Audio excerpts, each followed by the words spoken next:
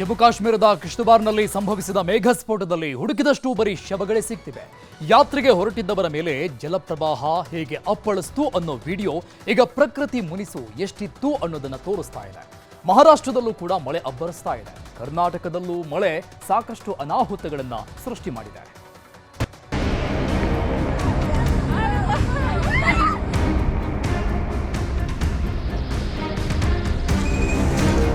ಈ ಭಯಾನಕ ದೃಶ್ಯವೊಂದೇ ಸಾಕು.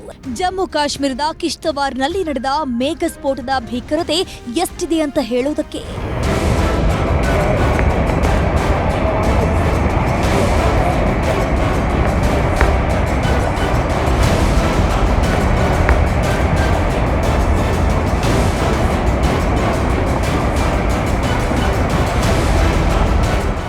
ಆಗಸ್ಟ್ 14ರಂದು ಮಧ್ಯಾಹ್ನ ಮಚೈಲ್ ಮಾತಾ ದೇವಾಲಯಕ್ಕೆ ಸಾವಿರಾರು ಜನ ಪಾದಯಾತ್ರೆಗೆ ಹೋಗ್ತಿದ್ರು. ನೋಡ್ತಿದ್ದಂತೆ ಮೇಘಸ್ಫೋಟವಾಗಿ ಪ್ರವಾಹವೇ ಸೃಷ್ಟಿಯಾಯಿತು. ಉತ್ತರ ಕಾಶಿಯಲ್ಲಾದಂತೆ ಬೆಟ್ಟಗುಡ್ಡಗಳ ಅವಶೇಷಗಳು ಕೊಚ್ಚಿ ಬಂತು. ಏಕಾಏಕಿ ಯಾತ್ರಿಕರೆಲ್ಲರೂ ಕೊಚ್ಕೊಂಡು ಹೋಗಿ ಚೋಸಿತಿ ಗ್ರಾಮವನ್ನ ಸರ್ವನಾಶ ಮಾಡಿತು. ಆಗ ಪ್ರವಾಸಕ್ಕೆ ಬಂದಿದ್ದ ವಾಹನಗಳು ಕೊಚ್ಚಿ ಹೋಗಿದ್ವು. ಬಸ್ನಲ್ಲಿದ್ದ ಯಾತ್ರಿಕರ ಕೂಗಾಟ, ಕಿರುಚಾಟವು ಭಯಾನಕವಾಗಿತ್ತು.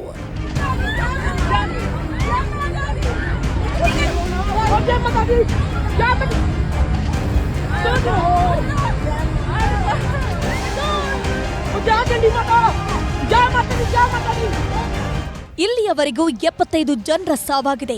ಇನ್ನೂ 167 ಜನರು ಕಣ್ಮರೆಯಾಗಿದ್ದಾರೆ. ರಕ್ಷಣಾ ಪಡೆಗಳು ತಕ್ಷಣ ಧಾವಿಸಿ ಬಂದಿದ್ದು ಅವಶೇಷಗಳಡಿ ಸಿಲುಕಿದ್ದ 37 ಜನರನ್ನ ರಕ್ಷಣೆ ಮಾಡಿದ್ದು ತೀವ್ರ ಗಾಯಗಳಿಂದ ಆಸ್ಪತ್ರೆಯಲ್ಲಿ ಚಿಕಿತ್ಸೆ ಪಡೆದಿದ್ದಾರೆ. ಸದ್ಯಕ್ಕೆ ರಕ್ಷಣಾ ಕಾರ್ಯ ಮುಂದುವರೆದಿದ್ದು ಪ್ರಧಾನಿ ಮೋದಿ ಜಮ್ಮು ಕಾಶ್ಮೀರ ಸಿಎಂ ಒಮರ್ ಅಬ್ದುಲ್ಲಾರಿಗೆ ಎಲ್ಲ ನೆರವಿನ ಭರವಸೆ ಕೊಟ್ಟಿದ್ದಾರೆ. ಈ ಮಧ್ಯೆ ದುರಂತದ ಜಾಗಕ್ಕೆ ಸಿಎಂ ಒಮರ್ ಅಬ್ದುಲ್ಲಾ ಭೇಟಿ ಕೊಟ್ಟು ಪರಿಶೀಲನೆ ಮಾಡಿದ್ರು.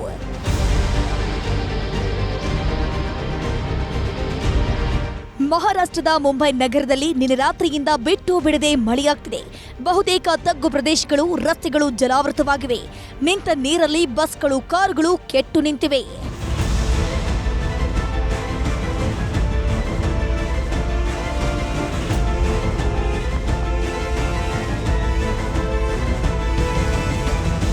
ಕರ್ನಾಟಕದಲ್ಲೂ ಮಳೆ ಅಬ್ಬರಿಸಿ ಬೊಬ್ಬೆರಿತಾ ಇದೆ.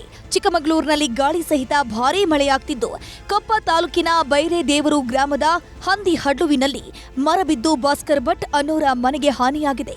ಅದೃಷ್ಟವಶಾತ್ ಮನೆಯಲ್ಲಿದ್ದವರು ಪ್ರಾಣಾಪಾಯದಿಂದ ಪಾರಾಗಿದ್ದಾರೆ. ಮುಂದಿನ 4 ದಿನ ಭಾರೀ ಮಳೆಯಾಗಲಿದೆ ಅಂತ ಹವಾಮಾನ ಇಲಾಖೆ ಮುನ್ಸೂಚನೆ ನೀಡಿದೆ.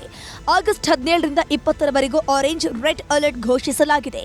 40ರಿಂದ 50 ಕಿಲೋಮೀಟರ್ ವೇಗದಲ್ಲಿ ಗಾಳಿ ಬೀಸುವ ಸಾಧ್ಯತೆ ಹಿನ್ನೆಲೆಯಲ್ಲಿ ಮುಂಜಾಗ್ರತಾ ಕ್ರಮ ತೆಗೆದುಕೊಳ್ಳುವಂತೆ ಸೂಚಿಸಿದ್ದಾರೆ.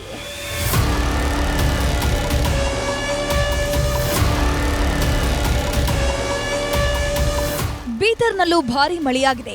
ಔರಾ ತಾಲೂಕಿನ ವಡಗಾಂವ್ ಗ್ರಾಮದಲ್ಲಿರುವ ಜಮೀನುಗಳಿಗೆ ಮಳೆಯ ನೀರು ನುಗ್ಗಿದ್ದು, ಮಳೆ ನೀರಿನಿಂದಾಗಿ ಸೋಯಾ, ತೊಗರಿ, ಹೆಸರು ಬೆಳೆಗಳು ನಾಶವಾಗಿದೆ.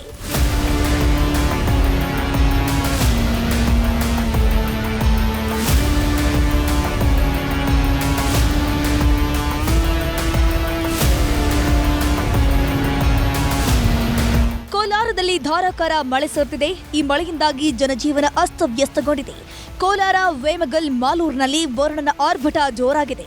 ಮಳೆಯಿಂದಾಗಿ ತಗ್ಗು ಪ್ರದೇಶಗಳ ಮನೆಗಳಿಗೆ ಮಳೆಯ ನೀರು ಹಾಗೂ ಮೋರಿಯ ನೀರು ನುಗ್ಗಿದೆ.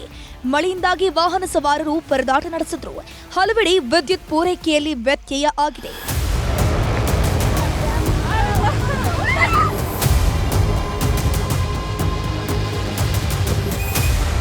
Bureau report, news 18.